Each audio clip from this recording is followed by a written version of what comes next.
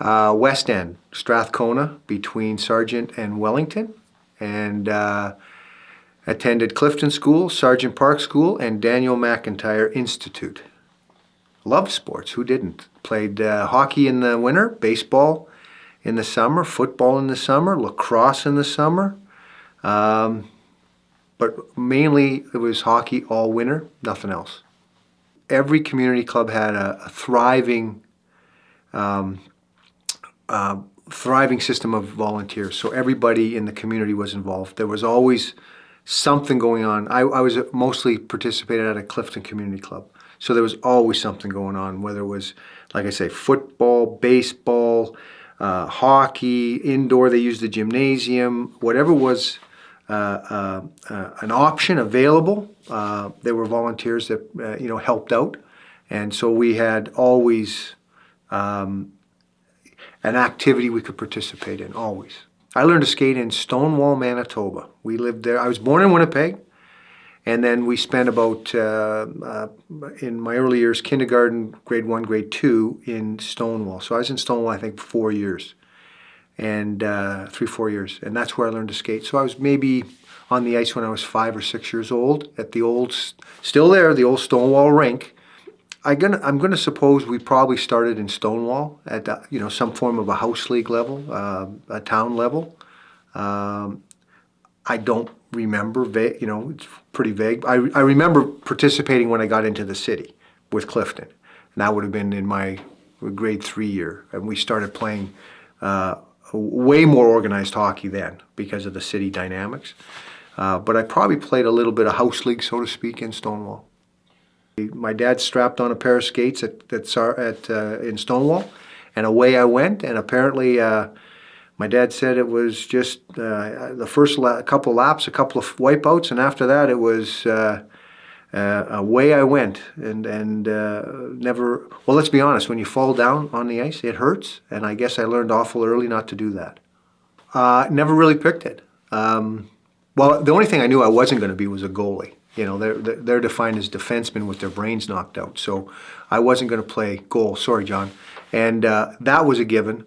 But in my minor league days as a kid, most community clubs were short-staffed. They didn't have enough kids, but they'd have enough for a team. They just wouldn't have a full roster. So I ended up playing, when I was growing up, as most kids did, every position on the ice except goal. So I played defense, I played center, I played left, I played right wing. And ironically, they start, quote unquote, I guess, pigeonholing you later in life. And they ended up originally pigeonholing me for left wing. I was a left-handed shot. But I could always play any position up front, and as I went further into hockey, especially in junior, for example, I could play any forward position, and I did. Played center, played right wing, left wing, and my last 2 years of hockey, I played right wing. And so you know what? I always find it strange that kids, are told they can only play one position when in fact you don't know. Like go have some fun, play all kinds of positions. I wouldn't trade it for anything, but. I started at left and ended anywhere up front. I played everywhere up front.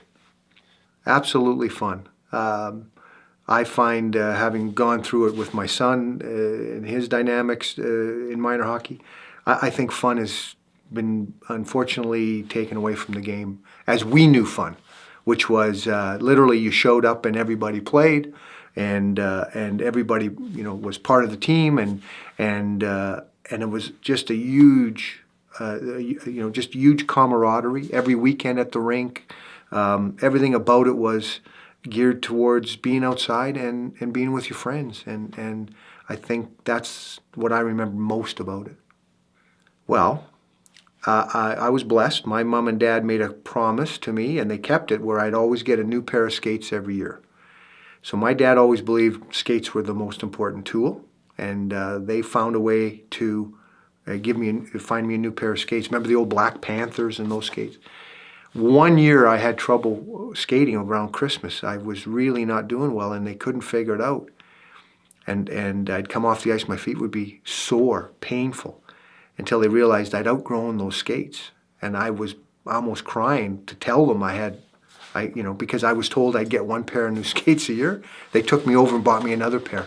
But everything else was, I don't want to say hand-me-downs, but things got fixed. You never went and got new ones just 'cause they were new. You made do with what you had, and it wasn't until you physically outgrew something that you went and looked for something else to replace them. So other than skates, everything lasted a lot longer.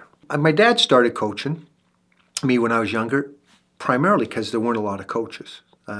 Most coaches back then were dads. Most dads didn't have time. My dad was a fireman, as I mentioned. He was a shift, he was on shift, so he could volunteer. Most of the years, early years was my dad. We did well. Later, through Clifton, we were running out of players, and we merged with Isaac Brock. And two of us from Clifton went to Isaac, and the rest went to Orioles. And Dave McDonald coached me over there.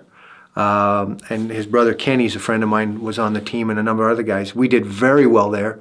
We won the cities and we lost in the provincials, but that was probably the first coach that I had that had influence in my career, so to speak. It just made it a lot of fun to play, and I love when the guys open the gate and let you go. And with a semblance of responsibilities, but yeah, Dave, that year was pretty special when we won the city championship. Most of the guys at Clifton were guys I went to school with, so you'd go to school all day with them, and then you'd spend all night at the rink with them. So they were all a lot of my classmates that I grew up back then, and then, like I say, Isaac Brock, when we won the championship, you get to know a few of those guys a little bit better because you won something with them, and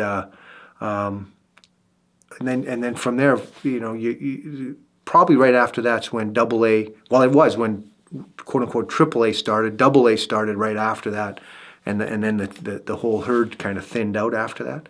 But yeah, you start to you remember those guys. Here's what's interesting: they all most of them all tried to pursue a hockey career. It's just that tough. I mean, guys, it's really a surprise sometimes. Guys who do make it, or people will say, I can't believe he did. And other guys who didn't make it, they say, well, can't believe he didn't make it. A lot of it's timing, luck, teams that own you, where you go to play, juniors, stuff like that. I had more people tell me that they couldn't believe I went, given other players, but, some of it's also dedication, how hard you work, and so on and so forth. So most of them all tried. Well, when I grew up, the rivalry was the West End, so it was Clifton and Isaac and Orioles and West End Memorials and Principal Sparling and Sergeant Park. Like that whole West End was a rivalry when we were really young.